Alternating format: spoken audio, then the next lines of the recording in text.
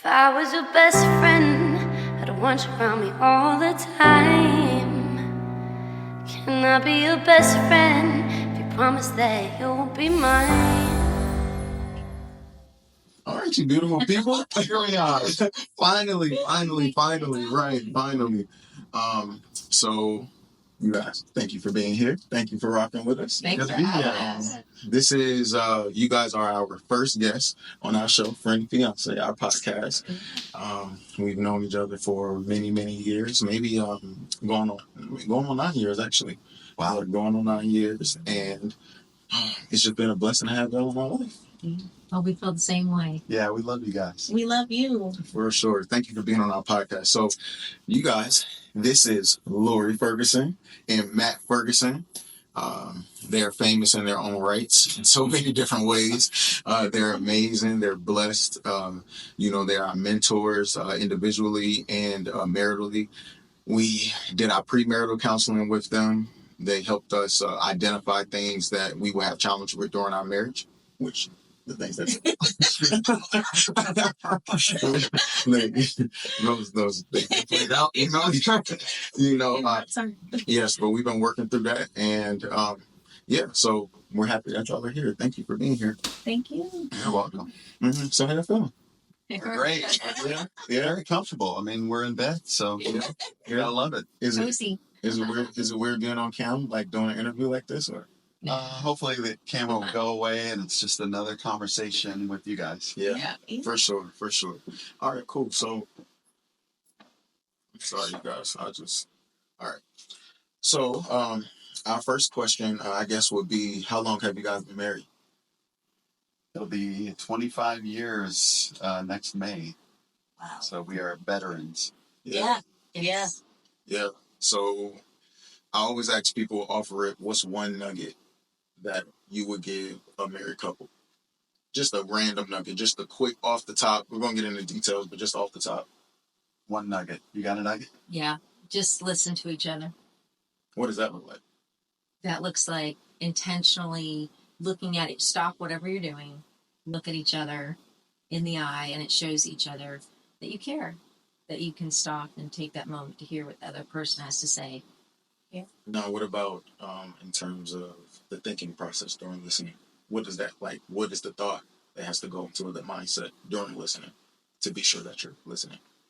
I think it's not thinking in some ways. It's like truly actively listening and taking it in versus, sometimes when you're in a heated discussion, while the other person's talking, you're trying to prepare your answer versus really trying to listen to how they're feeling, to where they're coming from. And if that other person feels heard, it's just going to go a lot better than you being all defensive and trying to prepare your response to whatever the argument is.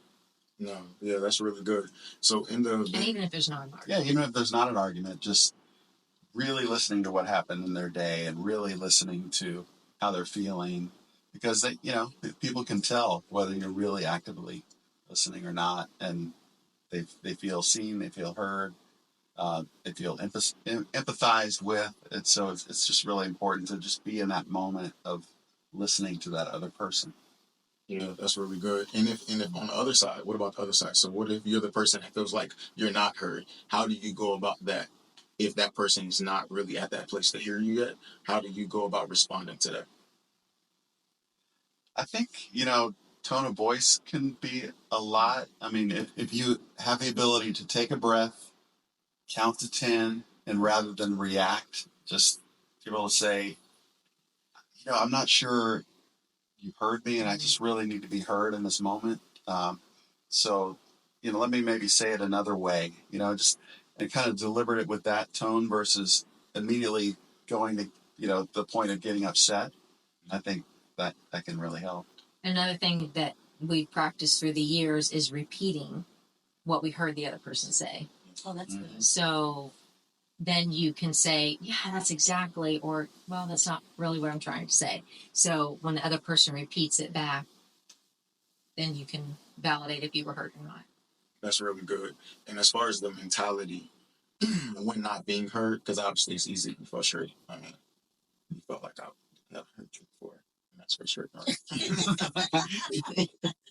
Yeah. No. Right. Now that never happens. Right. But I'm interested to know. So you were born in Ontario, Canada, right? Yes. And you were born in, remind me again? Hollywood, Florida. In Florida. Okay, in Florida. But I like to say Hollywood. Hollywood. In Florida. Hollywood. Okay. And you both lived in Orlando, Florida. You both went to high school together, but you did not date during high school. You guys reconnected 10 years later at a church reunion, right? Mm-hmm. Something wrong with that. Yeah. I mean, we first saw each other at our 10-year high school reunion, and then, just kind of exchanged pleasantries. And then a few months later, she ended up moving, from our small town that we grew up in outside of Orlando to Orlando, where I was living at the time. And she showed up in my church Sunday school class one day, single Sunday school class, and it was like, "Hey, Laurie from high school." So, good lesson if you want to find a good woman or a good man. Go to church. Go to church. It's not the bars. It's it's church. It's church. Yeah. No, I think that's good though, because a lot of times people, like when I'm having conversations with some like my single friends or people that I meet, they're always like, "Oh, I'm looking for the person. I'm looking for the right person." Mm. But the thing that I always think about is, well, are you in the right place to find them, right? Because if you want somebody that's a giver, you probably want to find them in a volunteering environment, Exactly. right? Yeah. Otherwise, you wouldn't know. So you guys originally went to high school together, and then re-met again. What was the thing that attracted you to each other?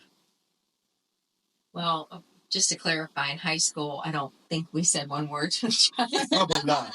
Probably not. But did you guys? We knew who we were, Okay. She was out of my league, so. Yeah.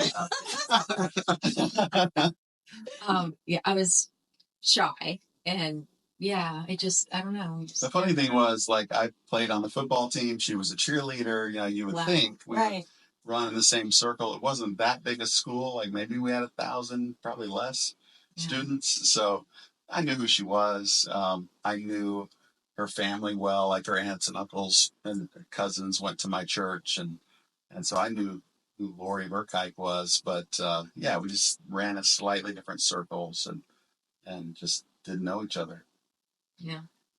But so when we re-met years later, what attracted me to him was, first of all, I knew he had a serious, like, his relationship with Christ was the real deal.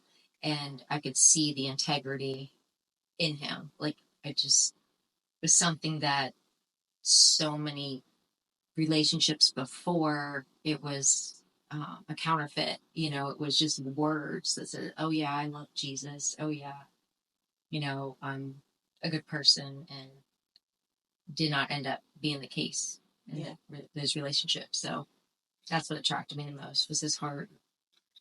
I'll give you some context about where we found that out, and then because what attracted me to her is very similar. Her heart for Jesus. Obviously, she's beautiful, so that had my attention. But I knew she was beautiful in high school, but it doesn't necessarily mean you're compatible with somebody. But where I really found it out was when she showed up in the Sunday school class and mentioned that she was moving to town. I was like, I knew her situation. She was a single mom at that time. Her husband had left, and really bad situation that I'd heard about. And I felt bad for her, and she's moving to town with these 3 little babies, And so I just said, "Hey, if you need help moving in or whatever, just let me know." And just on a friend level. Just on a friend. I was not, truthfully, I was not even in a headspace to think about dating somebody with kids. It's just not something that I never thought about. Yeah. So that was not the intention at all. It was just help her out with moving in. And so anyway, she ended up calling my house. And at the time, we had house phone. Answering machines. Answering machines. I didn't even have a cell phone. And, so I wasn't there. And so when somebody wasn't there, you just didn't mention. But anyway, she left a you message. Have a beeper? Yeah, I did have a beeper, actually. I didn't give you my beeper number. But you left a message on the answering machine that you needed help. But anyway, so that prompted me to come over a couple nights later. And what she needed help with was this gigantic, like 500-pound entertainment center that was still in the box. And it was at the bottom of her, uh, she had stairs going up to her second floor apartment, and it was at the bottom of those stairs. So I had to like push that thing up the stairs. I think that's probably what won her over. I think that was it. Yeah. The ability to push that up the hill. But anyway, then she needed help putting it together. So we actually spent 2 evenings putting this thing together. And in the process of putting this very complicated piece of furniture together, we were talking, and we quickly got into spiritual stuff, and we just figured out like right away that our beliefs were very aligned. We were on the same spiritual wavelength. We had very similar upbringings in terms of how our families raised us. And I'd been married before too. We didn't have any kids, but my previous wife left me, and that was a very traumatic experience to go through. And so we had that in common as well. And we talked about the impact that it made on our lives. And there were just so many things that were like, whoa, this girl is really has a deep relationship with the Lord. And that is really what attracted me to her from day one. So then I was like, but she has 3 kids. What do I do about that? Does that mean 3 kids? Yeah. Just 3. Okay, so I'm going to ask about that. But you mentioned that you really appreciated his integrity. But for some people, they don't know how to identify integrity. So how do we identify integrity? How do you think that you were able to identify integrity? That's good. Well, it was a process. First of all, starters, knowing that he took the time out when on a Sunday he could be doing whatever. He was there at church being, 20 something and taking that time. So that said a lot right there. Watching where somebody's at and what they're doing with their time. So that I knew that he had some form of integrity, just positioning himself to be in good places, choosing to be in good places. And then through our season of not dating, watching him and how he served others. And when he said he was going to do something, he would do it. There was never any wishy-washy or, his word was his word, his yes was his yes, and his no was his no. And so, yeah, it was definitely a process, but just initially seeing where he was and just even how he spoke to people, other people, on boundaries that he had in his life, to me, all come together as integrity. So, no, that's really good. That's really good. So, Season of no dating. Huh? Season of no dating. Yeah. We definitely want to talk about it. sorry. No, that's good. That's good. No, we're going to talk about that no dating. I knew But that was coming later. I think it's so challenging for people to identify integrity, though. Yeah. So it's like what if there was like, hey, this is how you identify integrity. I think you painted a great picture of, well, this is what they do outside of me. Mm-hmm. Because sometimes we can feel like, maybe ladies can feel like, oh, well, no one has ever opened a door for me. You know what I mean? Or a guy can feel like, oh, well, no one has ever been interested in some of my things that I'm interested in before, and you are. And that could, for them, be the thing like, oh, they might be the one. But what you're saying is, no, everything that I appreciated about him had nothing to do with me. Exactly. That's exactly. Mm-hmm. That's literally Because, like I said earlier, I've had relationships where I heard all of that, but you didn't see it. Yes, and in my naivety, I just trusted that. Yeah. And then this time, I did things differently, and then saw it. Yeah. It wasn't just words spoken. And Matt, how did you see the integrity like for you? You said it was her integrity as well, and the woman of God that she was. Yeah, her heart for God. The heart for her heart. Yeah. For God. Yeah. How did you? What about how she lived made you able to see that in her? Really from that first night when we just started talking about what we've been through and what that did for our relationship with God, I could just see the genuineness coming through. Like it was raw. It wasn't this. It didn't sound like some prepared speech. It was like truly what she felt And Laurie's a very like hard on her sleeve kind of person. Yeah. And so you could just tell it was just real and raw. And, you know, she got very honest about the things that she had gone through and how that had changed her. And I could just tell that it was real right away. That's awesome. That's awesome. 3 kids though. Yeah. How, what, because I want to ask them out because that's that's a real thing. Because like most guys think like, no, if she has kids, you know, where there's a lot of women, well, I won't say most guys, but a lot of guys, you know, will think like, well, I don't want that extra responsibility. What was it about her daughters? Because it was 3 girls. Yeah. What was it about her daughters? How old were they when They were just barely like turning 2, 4, and 6 when we started hanging out. So what about that situation scenario made your heart soften and be like, you know, I think this is where I fit? Yeah. I mean, I pretty quickly fell in love with those girls too, because they were just so sweet and just each one of them had their own individual personality that I just connected with them in different ways. Yeah. You know, and Laurie was very careful not for me to jump right in right away. We would have like she quickly got involved in the singles group, and she would have a bunch of the single friends over even for the little girls' birthday parties. You know, so it wasn't like here's Matt coming over for Lacey's birthday party or Kaylee's because birthday we weren't party. dating. I mean, We we weren't just dating. friends. We were just friends. But it would be like, hey, having a group of her friends over for their birthday party, and I happen to be there. But you know, just getting to know them that way, and they would pull me aside and show me their toys, or you know, just so awesome. kind of it was really sweet, and so it just didn't take that long for me to be able to see myself in their life. I mean, I didn't come to that point that quickly, but just felt natural, very natural being around them, you know.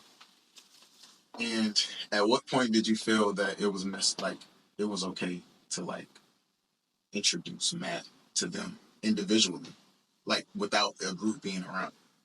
I probably, well, one thing as our story evolves here, because we chose not to date in a traditional sense and just be friends, we that is one of the boundaries we set, that we weren't alone together. Yeah. And so I would say it was so probably a year. I mean, I don't remember. Yeah, we always had just me around. Yeah. Yeah, And I was very my careful. priority was protect those girls as well, even though very early on, within the first week, God had told each of us we were going to be the ones to marry, independent of each other. So, and you didn't mention it to each other? No, that's what I'm saying. He didn't know, and until a year and a half later, we found out. So it was probably not until we were both discussing marriage that this really could be happening, that we would feel comfortable with me just being around them individually. That's so good. Yeah. That's so good. So very cautious. That's so good. Just to hear you say that, I as you know, I didn't date, but one of the things was I said I would never date someone with children, because although I didn't have kids, and you know, we still don't, like they're kind of like that. They just pull on your heartstrings. They do. And so it's just like, even if the relationship ended, even though I might not have a relationship with you, like I would still long for that relationship with your child. And so for me, that was kind of like a non-negotiable. Like, I can't date men with children, but because you did not date, that's just that's just so good. Yeah, and we were, and I think the important thing is, if you are considering somebody that has kids, like until you know you're getting married, you don't need to be in a playing house, you know, family kind of situation, because that is detrimental to those kids, you know, because they're going to get attached to that other person. So you got to be very cautious about it. And especially a single mom with 3 little girls, and I'm biased, but they were so cute. And, you know, I'm sure. It's very easy, I think, for a man to come along and say, "Oh my gosh, let me rescue these ladies," so good. And you know, just instinctually. And I had to be the protector and make sure, you know, they weren't in a situation, you know, with anyone that, you know, if that wasn't who God had. That's good. So y'all were married before, each married before. So starting with you, Matt, How long were you married before? It was only like about a year and a half before she came to me and said, I feel like I made a mistake. I feel like I married my best friend, but I'm not, which is a weird thing to say in this discussion, right? But that was her perspective. I just feel like I married a friend, and that I really don't have feelings for you. And so at that point, we separated. And then by the time, the divorce was finalized, it was probably around 3 years, but it was really only a year and a half. And what's crazy is that we dated for 3.5 years before that. So it's not like we jumped into marriage. So that, I think would create a dilemma for somebody. It's like, well, how did that one not work out and this one did? But really the difference was um, that relationship was more like me identifying someone that I was attracted to and wanted to be with, and basically asking God to bless it and make all that happen, versus when Laurie and I came together, it was more me being open handed and saying, God, I want who you want. Because, Laurie has a saying actually that as humans, our picker is broken. We're not very good at picking a spouse. And so we got to let God do it. And so if you look at Adam and Eve as a model, uh, you know, God put Adam to sleep, brought Eve to him. Adam didn't say, I want this, and exactly. that. Yeah, exactly. But then when he saw what God gave him, he knew that it was good. And, so we really need to follow that model. And that was really the difference between this relationship of 25 years and that one that was over in a year and a half. Well, even though that was only a year and a half, like, was it like issues during the marriage as well? Like during that time, like that you could look back on and you can view? Yeah. Well,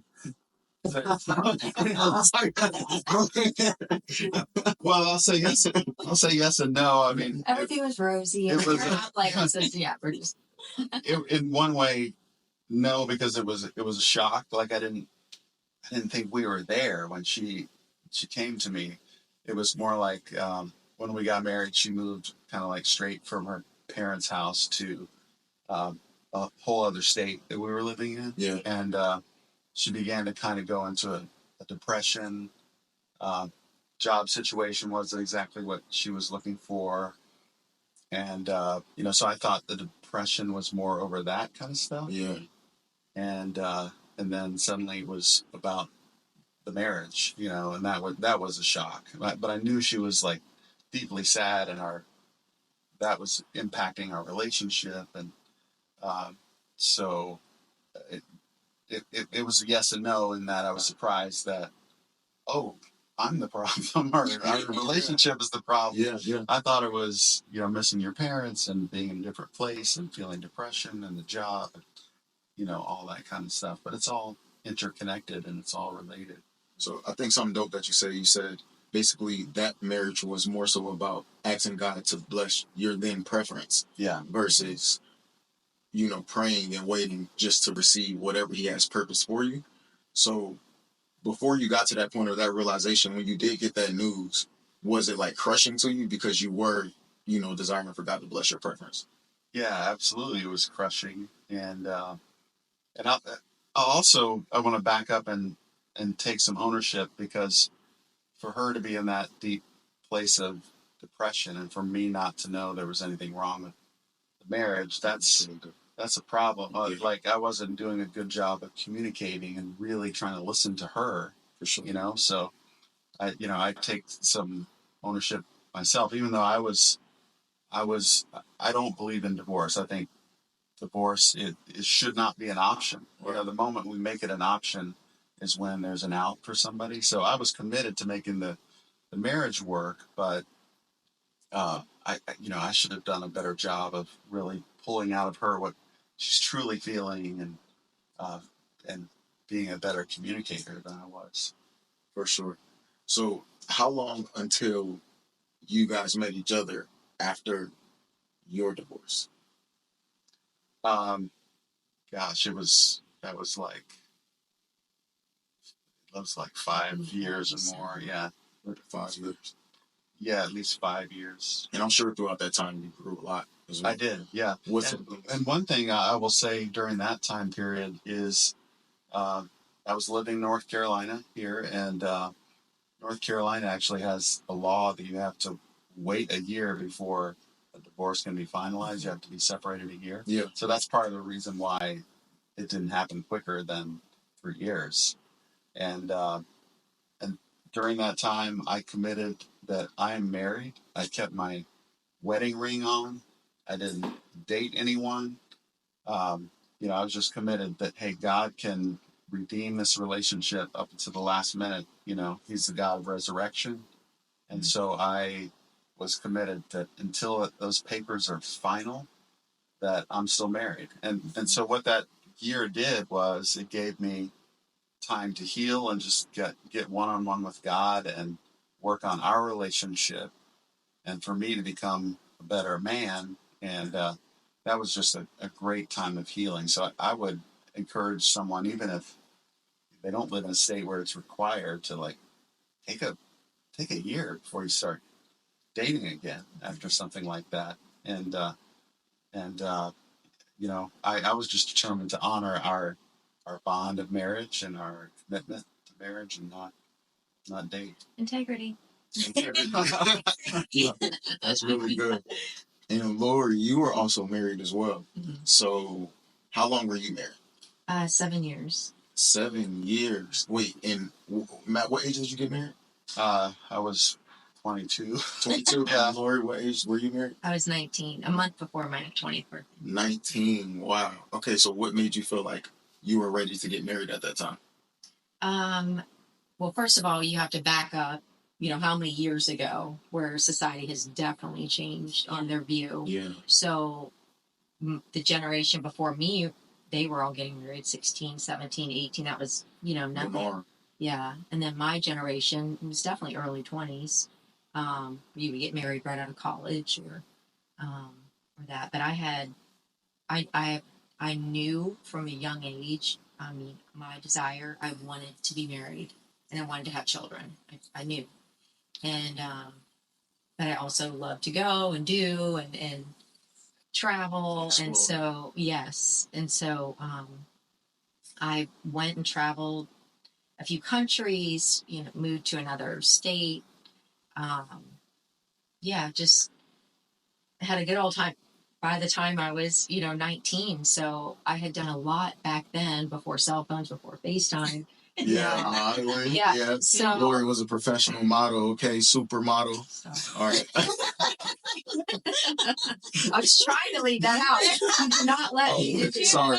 Okay. Sorry. It was just anyway. So I had, for that age and at that time, I had done a lot of things and seen a lot of things that most people to this day haven't been able to get out and experience. So, I had met a gentleman who was 9 years older than me, established.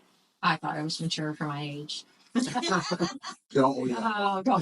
Yeah. And I knew it all. So, at that point, he was, seemed to be a godly man. He was on the worship team at his church, had his own business. Yeah.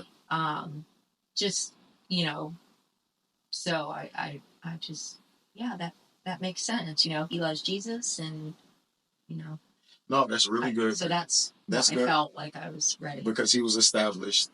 What was it about him? Okay, so it was him being established. But what was it about him?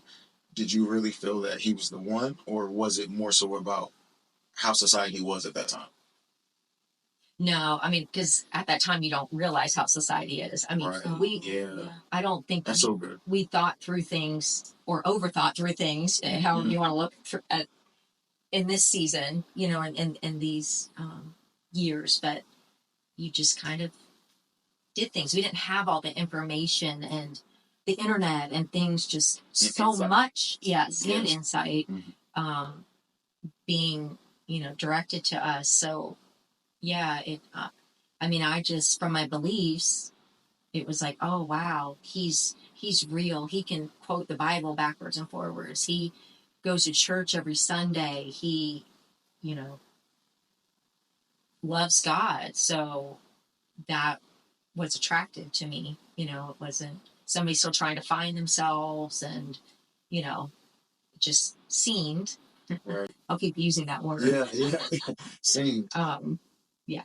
But okay, so when you met Matt, it was about integrity.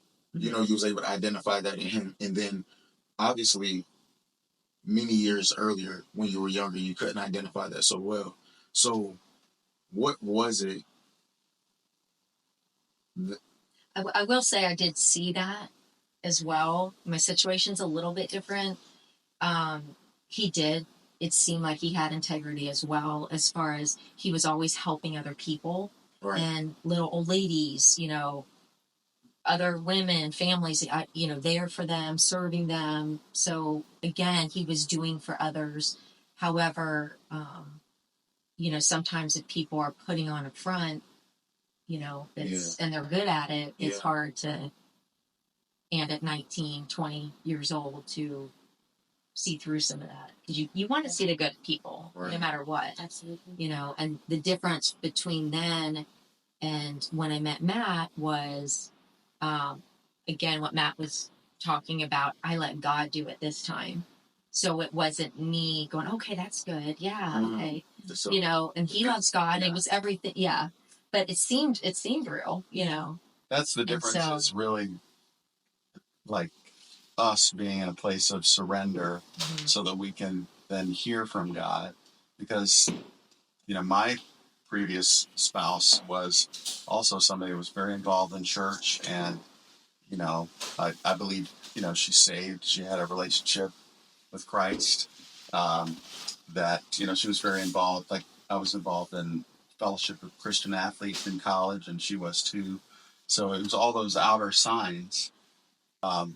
But again, the difference was really more in my heart, and being in a place where I wasn't trying to grasp after my personal preferences, but it was more open-handed for God to bring the person to me. That's really the difference. So something that we identified through the years is there is good people that you can be matched with. Yeah. There's good. That's an option, Us. Yeah. However, we wanted we knew God could do more than we could imagine or comprehend, what he could pick and do. Right. And that's That's yeah.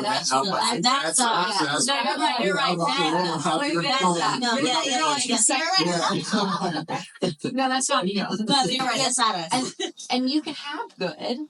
It's good. Yeah. Mm-hmm. But why, when we serve the God of the universe, who made and created each one of us individually, put us together? Yeah. And it takes a lot. I mean, that was probably, I've jumped around, but one of the hardest things was that surrender, and not do what I felt like doing or who I wanted to maybe be with, or it just was very, very. And I'll also press pause right now and say, if there's anybody listening to this that's wondering, like, okay, so are we that couple, or are we that couple? If you are married and you stood before God and said, for better, for worse, for richer, for poorer, till death do us part, then you are the ones Yes. for each other. Yes. Yeah, so good. And God can make any marriage great. It doesn't depend on like what place you were when that marriage started. And God can take it from here. And most of the relationships in the Bible were arranged marriages. So God can transform any marriage. So I don't want to give someone. Don't go through what we went through. No, I mean, I don't want to give somebody an out and say, oh, well, we're not that magical couple that's just perfect for each other, because you are, if you're stood before God and made that vow, and who will bless you if you're obedient to that vow. So I do want to clarify that. Yeah, that's really good. No, you're on a roll. I got more questions. So, okay. So you kept saying seemingly. So you were married 7 years. Okay, you got married. You felt like he was a man full of integrity. When you actually got married, when you actually were married, what changed? Oh, from the From the initial. marriage. Yes. Well, yeah, in the first marriage. Yeah, still in the first marriage. And like I said, this one's, not always the norm. Everybody has a story. But basically my word picture is he was a wolf in sheep's clothing. So he was very good at looking good in front of people. Yeah. But that's not who he really was in his heart. And that's another thing, side note, again, another reason why allowing God to bring you together is God can see a man's heart, a woman's heart. Oh, so good. But I can't, no matter how much, because we can be deceived. Yeah. But God's never going to deceive us or give us bad gifts. He wants the best for us. And so why not in a relationship? Oh my God, geez Louise, and not that we're going to get it right all the time. We are both imperfect people. For sure. But it's just knowing that God has, we've allowed God to do it this time. Yeah. Took some hard knocks. But anyway, back to your question. So, I mean, that's, me telling you that's probably the best way to say it. It's just he was a wolf in sheep's clothing. So he just liked to impress and look a certain way. And he got validation of people seeing him and thinking he's wonderful. That is how he wanted to be perceived. So doing the works he did for people and always being there for people, other people, or his family, made him look good. So so I just was deceived. I thought I was getting something else. How long into that did you realize it? And the reason why I'm asking, because most people, we're all trying to find out a way to navigate through relationships. So a lot of these situations and scenarios are very common. Yeah. So how far along? Yeah, while we were dating. Oh, wow. But I really, my personality, I want to see the best in people. I want to believe the best. And so even if I hear bad news or I hear about somebody doing something, no, there's no way. Yeah. I don't think anybody really wants to believe that people of course do. So there were a few anger issues I saw while we were dating. And then literally the night before our wedding, he said he did not want to have children. The night before? The night of our wedding. The night. Wow. And so I went, I was just like, I can't marry you. Because I knew I wanted to have children. Yeah. And then it was like backpedal. Well, just not now. Everybody keeps asking when we're going to have kids and we're not even married yet. And I'm thinking, okay, well, I understand that. So. Wait. Wait. So this was the night before you got married. This is the night before you got married. Did you think okay, we shouldn't get married, or are you like, we're too far? Both. Exactly, both. I mean, I literally thought it was almost, God knew what was going to happen to me, right? And that was my way out. I mean, that moment. Do you think it really was? Do you think that really was? I sat there and that was a non-negotiable, but then I believed what he was saying. Right. Yeah. And I did get 3 babies. That's right. So I'm like, I don't know ahead. Yeah. How did he respond to your first pregnancy reveal? Oh, it wasn't good. It was not good at all. I remember being so afraid to tell him. Wow. I mean, it was so sad because at least I got to experience a man who wanted children. Yeah. But it was 3 years into the marriage when I had our first child. So, we didn't have kids right away, but yeah. And what was his response? It was like unwelcoming, like I didn't mean for this. Not really emotional, and then I started to cry because I was so afraid to tell him. Right. And then I think if I remember, I might have gotten a hug, but nothing like, oh, I'm so excited. No, I never got that. Yeah, any of the pregnancies, no. Oh, no. Yeah. Wow. Yeah. Mm-hmm. So obviously I'm not a woman. So how is that, for a woman to that experience of finding out that you're pregnant? Is it dependent on the person that you're with? How much fear, or are you fearful regardless? Oh, no. It depends on who you're with. Okay. So I just, God gives back what the locust has taken or eaten, and so getting to do it, letting God pick my spouse this time and, getting to have children, with Matt it just, What was your response? yeah. Oh, I was Elated. excited. Elated. Yeah, For really sure. excited. Wait, because you had 3 coming Yeah, 3. into the marriage, and then And then we had 2 more. 2 more Yeah. in the marriage when you guys got Yes. married. Yeah. Okay, awesome. And Yeah. you were excited. I was excited, yeah, because I had 3 girls, but I'd never had a baby before, and that was going to be a new experience. That's Yeah. awesome. And we actually are the first to the pregnancy, and then he went to be with Jesus. So Oh man. we have a little boy in heaven. Wow. Oh, Yeah. wow. I Wow. didn't know that. Sorry to hear that. Yeah. Wow. I Oh, didn't know no. that. But how did you guys respond to that? Like, because we don't have kids, but that is a fear for me. So Oh. that is a real fear. So how were you guys able to like matriculate that just challenge together? Like, Oh my gosh. It was hard. I mean, it was one of the hardest things I've ever We've gone through. experienced because you're anticipating that baby, and to lose that baby is traumatic. We reflect back on it and the way things timed out. Hallie, our 4th daughter, would never exist. So we know that, God meant for Hallie to exist on this earth, and we'll see little Robert James one day in heaven. oh my God. And you still have I'm sorry, I didn't mean to cut you off, but I'm just No. like just listening to that. It is encouraging because obviously you have a boy in heaven, and then God blessed you with Hallie, and then you got a boy right after it. So it's like not only did you get the best of both worlds, you have a boy and a girl, but And his name is Zachary, which means God has remembered. Oh, Yeah. that's so sweet. And we didn't really pick. I mean, we got excited about the name Zachary, Yeah. and then looked up the meaning, and it was God has remembered, and we're like, Wow. that's it. Yeah. that's really good. So I didn't know that. That's like a warm and fuzzy. That's awesome. No, seriously, that's Yeah, for sure.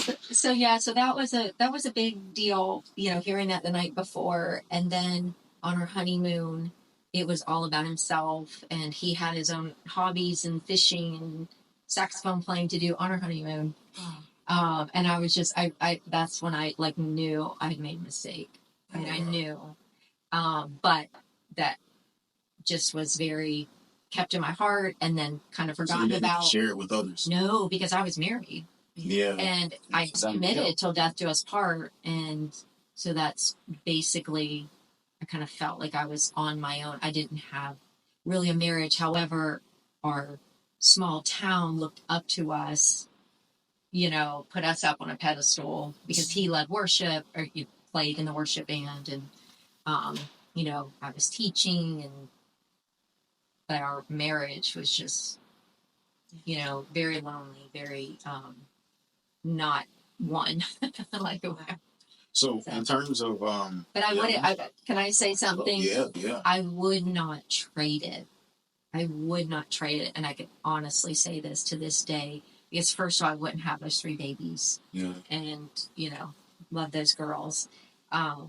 And so I would go through all that pain. I would go through everything that I went through just because I have those babies. So it was supposed to be. Yeah. well, and Romans we 8:20. know that. Yeah, we know that with any baby that's born into this world, God said before, you were formed in the womb, I knew you. So like any baby that's born, whether before marriage, that's not necessarily God's plan that He wants people to come through, but He knew that little child was going to be born from day one, and that has a wonderful plan for that child, just like somebody born into a marriage, or someone born into a marriage that doesn't make it. I mean, they're just as valuable as any other child, and they were, destined to be on this earth from the beginning of time. So that was a season that God always foresaw. He knew it was going to happen, and He allowed it to happen, and but He had a redemption in mind. Someday. that's so awesome. For sure. So that's when Romans 8:28 really became real to me, when I could see what God could do in such a bad situation, and also having the children, and then because of the pain, he was unfaithful. The pain that I experienced from that, Your first marriage. was just like nothing I ever felt, and it drew me. When you go through something traumatic, you either run towards God or you run away from God. Yeah. And thankfully, I chose to run to God, and and we had a few talks. And God and I was like, why did you allow this to happen? I'm sure. However, you know, I knew God in such a different way than I had ever known him before through that pain. So, yeah. So it's working. having that, I guess, miscarriage, I'm sure it's a lot of people that experience that or have trouble having kids, but you two had that when y'all were together, excuse me. Mm-hmm. How did you get past that? Like, what was the process in healing in that time?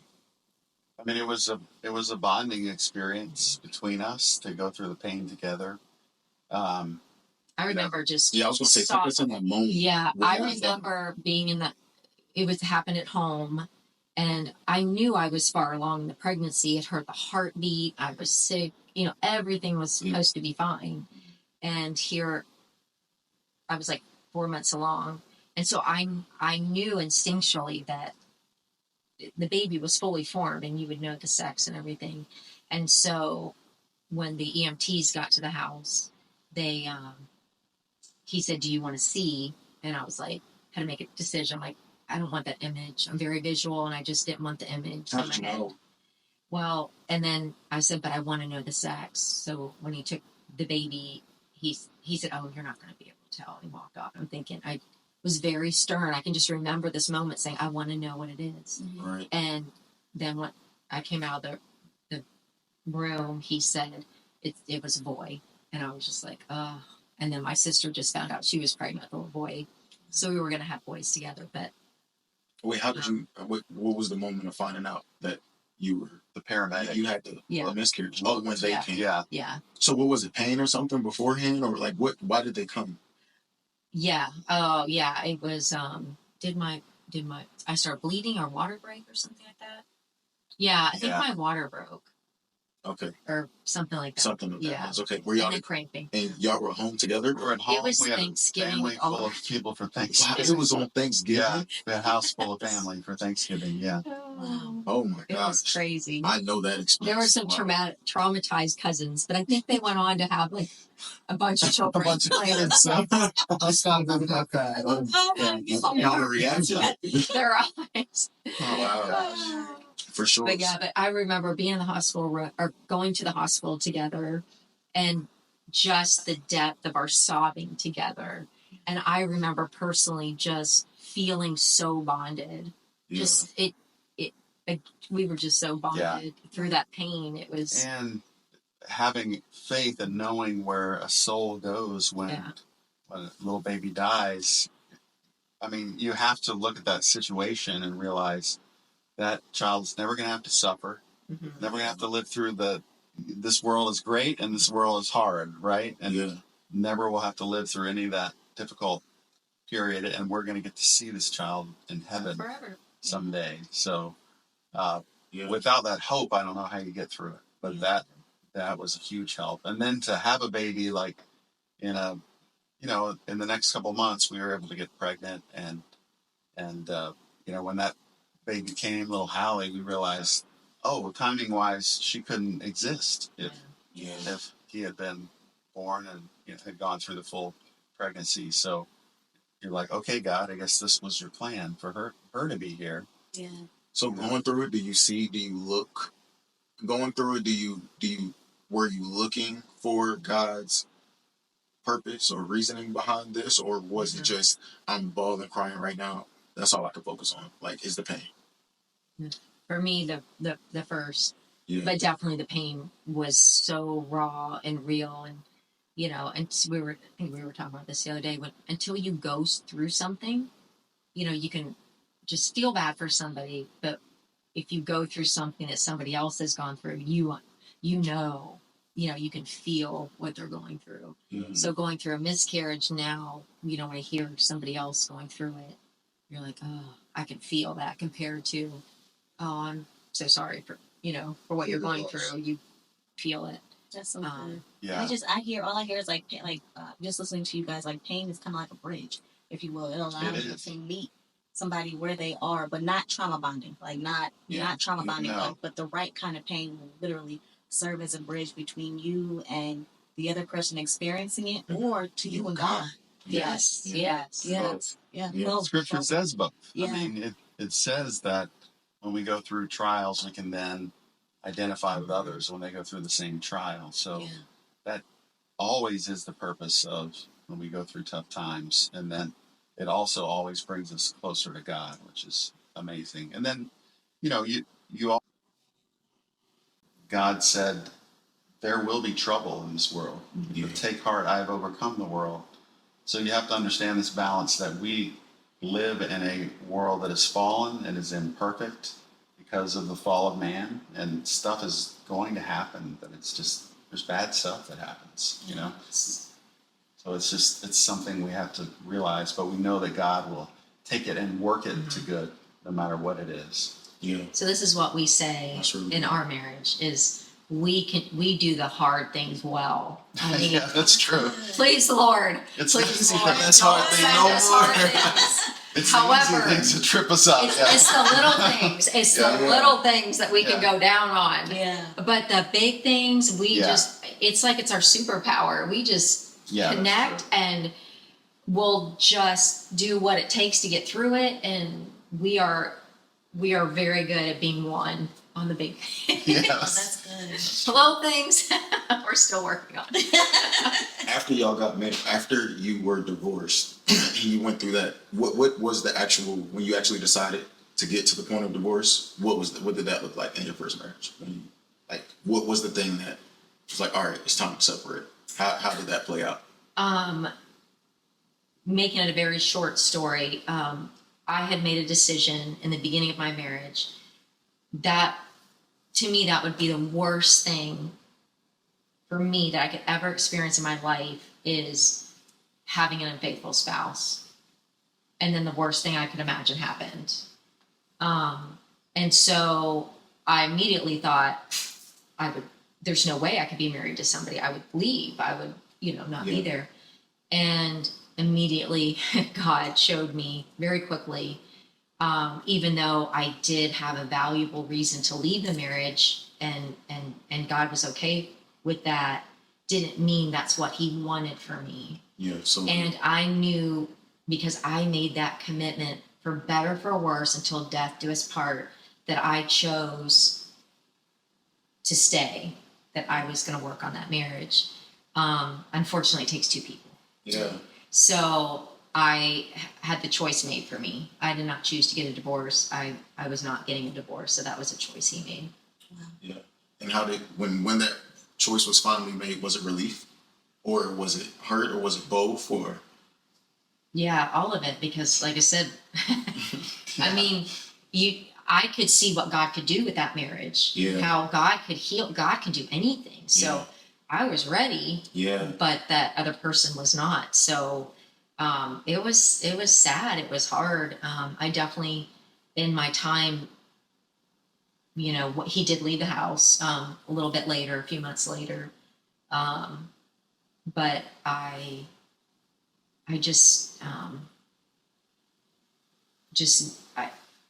I knew it was okay because he made that decision and God didn't put that burden on me. I don't think I ever could have. God knew me. I couldn't live with myself. I would always wonder, Yeah.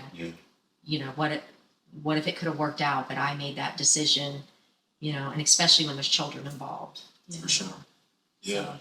That's good. So the healing process between, what was your healing process like after you got divorced? Because obviously there's a lot of people out there that have been in this situation or are in the situation. And some people are still holding on to that. So how were both of you even able to move from that before even being able to run into each other? Lots of counseling. we both went to counseling. Oh, Yeah. so good. I did 2 years. Talked about it. You did a year or two. And then, What does counseling do? What did counseling do for you? just, you don't have that other person anymore. And so it's like, no matter what happens, the choices other people make, there's still two people in a marriage. And so you each have things you have to work on. And so counseling allowed, and I know Yeah. we talked about the same thing. It allowed us to look at ourselves Yeah. because that's what we had left. Right. And so I didn't want to bring baggage into a new relationship. Mm-hmm. And so counseling just helped me work through the pain and work on myself. Did someone have to talk y'all into going to counseling, or did you just kind of choose No. it yourself? You knew that you needed an outlet, somewhere to talk to. Yeah. Yeah. That's good. Yeah, and my path was very similar to Laurie because we were raised very similarly. So, you know, we were raised to understand Scripture, and we knew what Scripture said about divorce. That Jesus said that, you know, really the only out for getting a divorce, for divorcing somebody, is if there's marital unfaithfulness. And God hates divorce, even with that, you know. Yeah. And there's always potential for healing. And so I felt the same way. I was dedicated to fixing it and to the very last moment. And so when she came to me and said she was feeling this way, I was like, well, I mean, we need to get some counseling. Let's try to work through this, you know, because she had her mind made up. And Yeah. so she was like, okay, you know, I'll do it for you because I care about you. So I'll do it. But it felt like kind of going through the motions. So we probably counseled together for about 2 months, and then she moved out, I think, at that point. And then it could have been 2 or 3 months, but then she moved out. And so then I continued to see a counselor for my own, you know, development and helping work through the situation. What was the biggest difference that you guys seen from before you started to go into counseling to maybe even after counseling, or as counseling progressed? What was the thing that you seen changed inside of you? What was the area? For me, it was just confirmation that, you know, you're doing the right thing, that there is another person involved in this relationship, that you've done everything that you could. Like, I needed that reassurance from an outside person, so that it could release me, because that person's leaving. There's nothing I can do. I can't stop them from leaving. And so to hear that, look, you've done everything that you possibly can, and you're free, and that was good. That was healing. Freeing. To understand there's another person involved, and you can't really control their actions. And so it was helpful just to work through that. For sure. No, that's really good. Now, did you guys go to faith-based counselors, or? Yes. Okay. And I think that's a secret weapon, because you can go to a well-trained psychologist. You know, I minored in psychology in college, just enough to know that there's no agreement within the various schools of psychology as to what's right, and nobody's got the human brain figured out. Yeah. So to go to a psychologist, they can help you work through some things. For sure. There's some patterns, there's some things that science has picked up on. Definitely. But to leave a whole tool set off of the table of the spiritual counseling, where you can That's a good way to put you it. can pray, you can talk to the person who created this brain and this heart, that I would never want to leave those tools off the table. I would want those tools to be incorporated into whatever the treatment is. Otherwise, I'm not having access to all the tools available. So that's really good. We've both been through different counselors multiple times. So did you guys get it right on the first time? Because some people will go to one counselor, some don't want to go to any, but some will go to some will go, some will go to a counselor and be like, oh no, it didn't work for me, or one session, or try just one person and move on. Did you guys get it right on your first one? I did. Yeah. Yeah, I did too, and it was through my church.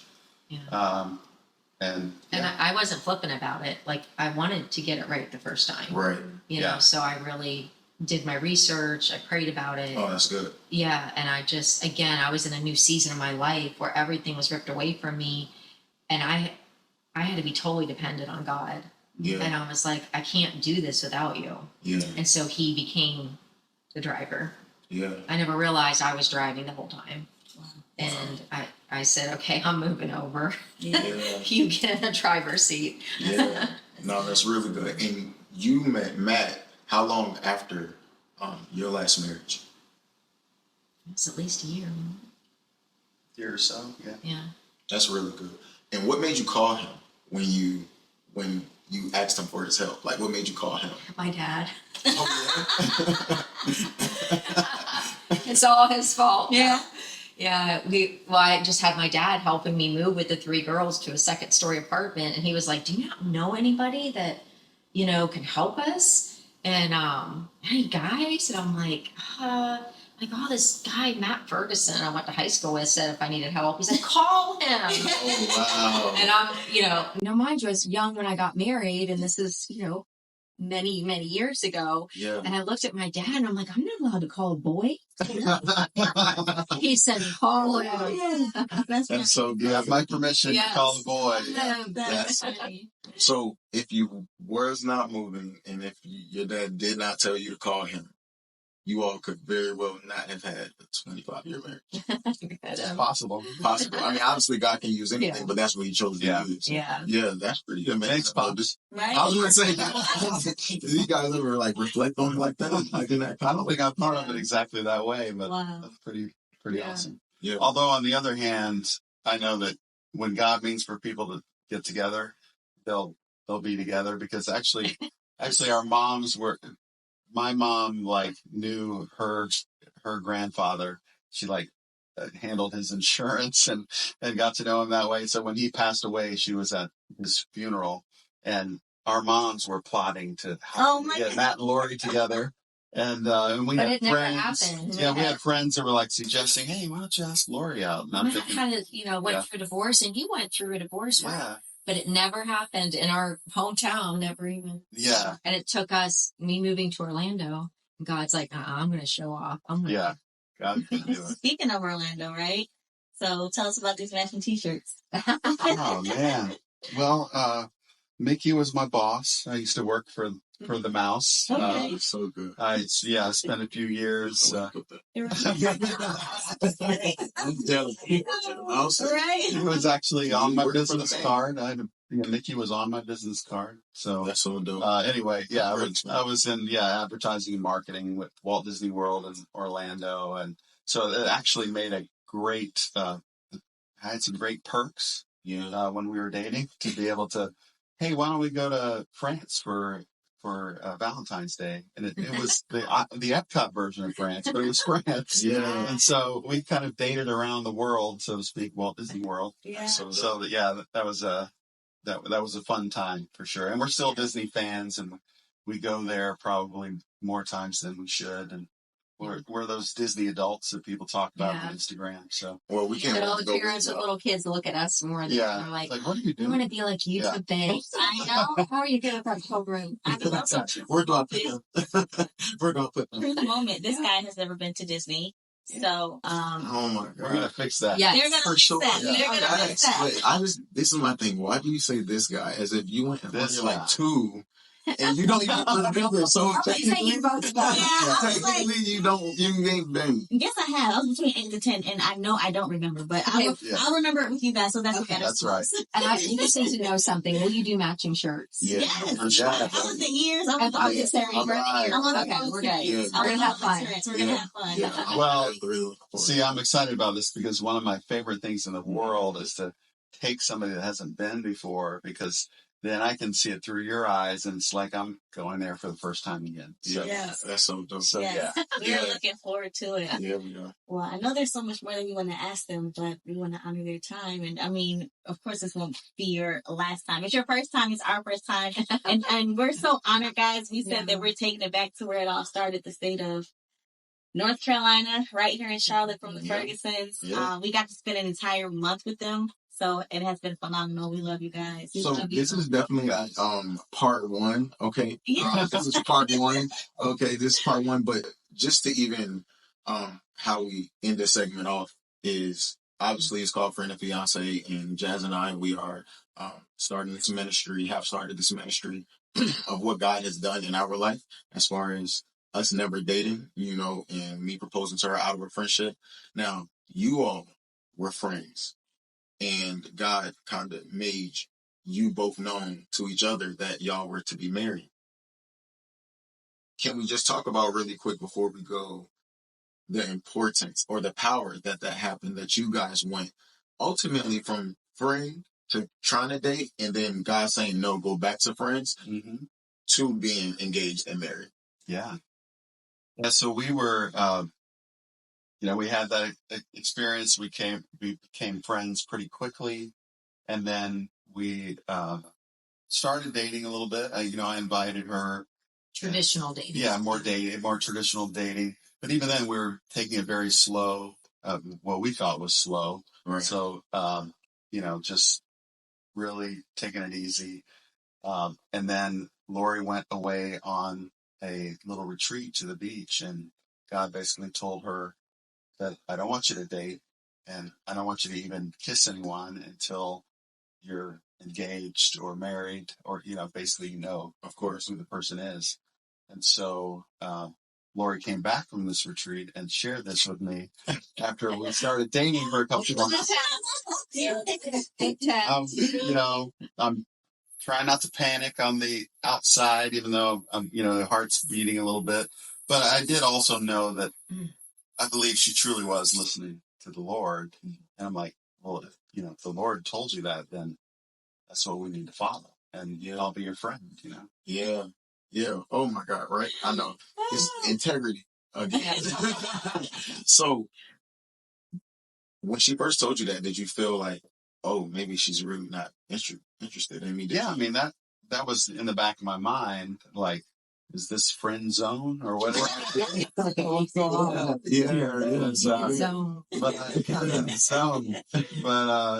But I also had to trust that she's listening to God. And I also, had learned that trying to force the issue on a relationship that wasn't right isn't good either. So if she needs, she needs to go, she needs to go, and it would be heartbreaking, but, that's better than trying to force a marriage, and then here we go again. And that's the only way that right? Is if you're not trying to control it. Because that's right. The average response would have been upset. What do you mean offended? Yeah. Yes. It's like, what, I'm not good enough. What are you talking about? What's going on? Or so that was very attractive to have that response. Were you surprised at his response? Yes and no, because I already saw who he was, and he knew. I mean, even with your humanness, that I had heard from God. Yeah. And he was also being very patient. You know? So. But then I had to wonder, like, well, now that we're not dating anymore, I'm sick. There are other guy friends around her and stuff, and I'm sure they're hopeful that maybe some relationship could start. Yeah. And I'm just like, God, is this going to work out? Because now I really care for her. So there was a lot of emotion and a lot of God really working on me to truly give it up. Are you going to put this in my hands, or are you going to try to handle it yourself? Yeah. And so, I spent a lot of time on my knees and praying and just asking God to help me let it go. And if it's meant to be, it's meant to be. And that's right where he wanted me, Yeah. And it's cool because you two already had that faith foundation. So you already had something to lean on. Yeah. I think obviously it's more tough when we don't have that. Mm-hmm. So what would you guys say about someone who might be experiencing wanting to date or interested in somebody or dating, but they don't have that faith foundation? How would they maneuver that situation? Just from your perspective. I mean, first of all, I would suggest that maybe if there's a God that made you, that wants to have a relationship with you, that designed you, and knows how you tick, why would you not want to take advantage of that? Yeah. But okay, even if you don't even believe in God and just becoming friends with somebody and having that depth of friendship without the physical part is massive, because you're building such a better foundation for your marriage and your relationship by starting with friendship, so that your feelings are going to come and go. You've probably heard the cliche that love is a verb, and love is an action. It's not you're feeling for somebody, it's you choose to love somebody. And the feelings are going to come and go during a relationship and a marriage, and so you better build that on friendship and not just your feelings. I got a word picture with that. Literally, who doesn't like cake, right? Yeah. But can you imagine trying to icing without a cake, without the actual substance of cake? I mean, it would just be a puddle. And that's the physical. Oh, so if you don't have the cake it's first baked and you have to mix it, then you have to take the time to put it in the pan and then bake it. Yeah. The icing just splashed all over the Don't top. get it right? out of order. Yeah. Yeah. Yeah. So just having that foundation, and you can use the house analogy. If you don't start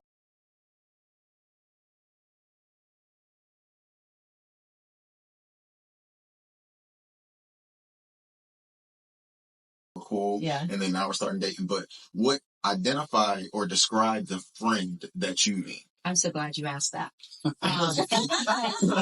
Because what changed from what we were already doing was the kissing, like that was gone. Mm-hmm. And so we went back to hanging out. We did things in groups. Mm-hmm. It wasn't just the two of us. So I also got to see him interact with other people. Yeah. And not just being on his best behavior around me. I could see so much deeper by group dating. Yeah, so I mean, basically the difference is taking out the physical. Yeah. And it really made us grow deeper and talk. We talked and we talked. We did. You had lots of words. I did. Yeah. Pretty good for a man. You kept up with me. It was really good. I don't know if I kept up with you. I You feel like I did always pretty have good. more words. You did pretty good. But yeah, I kept up pretty well. That was good. So I know this answer, but so y'all would endorse the friend to fiance pledge, like Yes. behaves like, hey, look, the only difference between the intimate relationship and a friendship is the intimacy. So just keep the intimacy out until you're in the marriage or propose to someone about to be into the marriage, Yes. because otherwise, fill in the blank. Well, we have enjoyed 25 years and still going in the intimacy part, right? Yeah. So, I mean, that So good. dating friendship stage was such a tiny blip. Mm-hmm. Like, Not saying it wasn't hard. it was hard. And actually the, not kissing until we got engaged. I feel like I don't put that on other people, but I feel like God gave that to us. Yeah. Because he knew what we could handle. Yeah. That if we started kissing, it would have probably been harder. We would be teetering on the edge. Yeah, it would have been harder to make it. We wanted to stand way back from the edge. Exactly. Yeah. Yeah, you don't want to be like, hanging over the edge. Yeah. You want to just, you want to stay back. And so God knew what boundaries that we needed. And then once we got engaged, we kissed, and we, in our case, only had a 2-month engagement. We got it going. Yeah. Yes. No, that's so good. What about to the people that's like, but I want to kiss, so bad, but I feel like we should be able to connect, but I want to try before I buy. It's not worth the risk. I mean, that try before you buy thing is just, it's a lie. Try before you buy is a lie. Hey, Yeah. I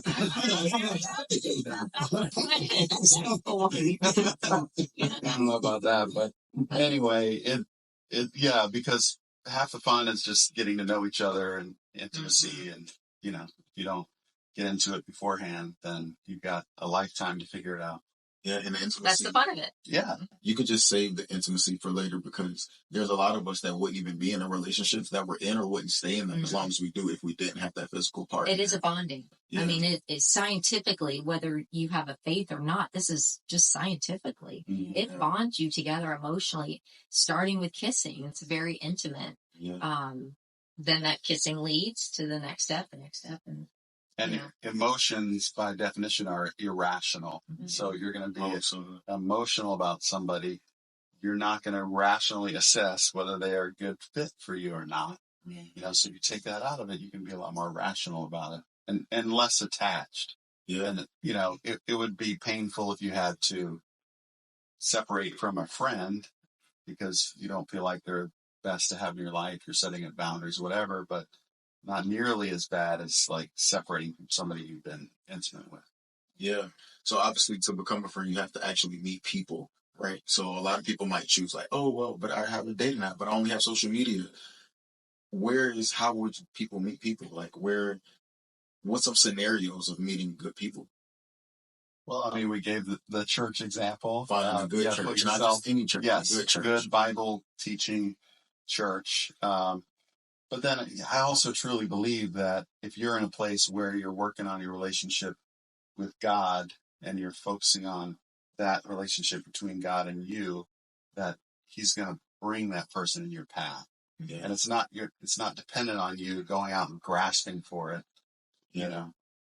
Yeah, that's so good. And then also say, okay, so you don't believe that, or that's not your belief. You attract where you're at. You're going to attract where you're at. So if you are wanting somebody who's serving, go serve somewhere, go help at a nonprofit. You're going to find people there that, care, rather than just sitting in a bar. You just don't know what you're going to get. Yeah. And obviously many relationships and marriages have been blessed through the online dating as well. Mm-hmm. But even that, you don't know what you're going to get. It's kind of a gamble. Yeah. But just having that relationship with God first and working on that relationship, it's like the spouse is a gift. Mm-hmm. So it's like He will lead you to that. He will give you that, such as many other blessings as well. So that's so good. All right. Well, for the single ladies out there, all right, what's one thing that you will tell that single lady that's trying to date or might be dating? Just one tip that could help her out to lead her down a path of healthier relationships. Neighbor? Yeah. I usually say just be open-handed. Have healthy expectations. Definitely make a list. And I'm not talking about hair color, eye color, height, physical things. I'm talking about the heart. Make that list, character, and something that really think through. And once you do that, just keep that in the back of your mind. And as you meet people, you're able to kind of do the check the box thing, but have an open hand then through it all, meaning just be open to what God can do for you and who He can bring. What does that list of integrity look like? Not list of integrity, list of character. So integrity is something that you mentioned. So integrity, honesty. Yes. I can give you, everybody has a different situation. So for me, coming from an unfaithful spouse, I needed to know that I had somebody I could trust and that was going to love me and not do that. So I had a few things on my list, and one was I knew I didn't want him to come from a divorced home. So that was on my list because I knew that there would just be things, because I didn't have a divorced home, there would be a disconnect there. So I was looking for similarities, and that was pretty big in our family life. So, that was there. One of them, that he was able to be, how do I want to say this? Sexually pure. Even though I had been married before, and I'm like, well, how is that going to work out? And I was 30, and I'm like, there's no men out there like that. And, God brings me a man who waited for his first wife and was obviously married, and then kept himself pure. Yeah. So that was on my list. So that helped with the integrity and the faithfulness. So I knew if I had somebody who could practice that self-control, then I would have that in my marriage. Discipline. But if you think about that list, that doesn't work for everybody. No, because it's individual. So our kids couldn't find somebody because they came from a divorce home. No, but that was, God knew that's what was implanted in her heart for what she needed, or even and so when He brought that, I would know. Or the sexually active thing. Obviously, people have pasts where they didn't do it the right way, and then they committed to do it the right way going forward. And God says, as far as the east is from the west, that's how far I cast your sins. So it's, those people are, well qualified if they're following Christ to be great spouses. So you have to ask what your individualist and pray through it, and connect. Connect with God. Okay, so for the young man, that's out there that may be single or dating or interested in dating, what would be the thing? What would be the piece of wisdom or advice that you would give them to help them direct them in a healthier direction of a healthier relationship. Yeah, we had the benefit of some really great teaching at the time that we were dating. The singles ministry in our church had like a weekly thing on Wednesday nights or Tuesday nights for singles, and one of the things that the speaker would say is that you attract where you're at. So you need to figure out, you need to be working on your heart and your relationship with the Lord.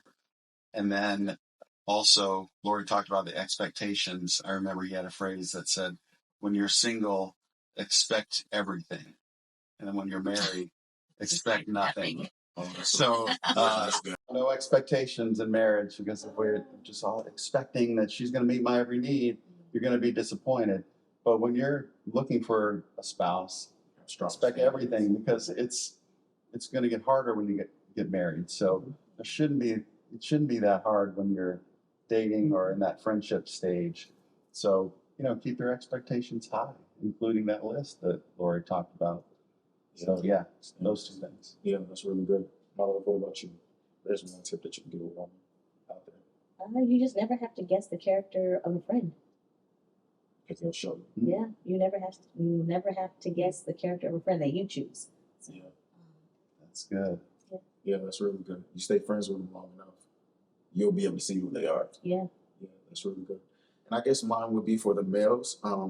I would say there's no way to lead that woman if you're not being led by something greater as well. Meaning God, even if you're not there yet, like if you don't have that relationship with God, there's no way you'll be able to accommodate everything that's in that woman's heart and that woman's mind.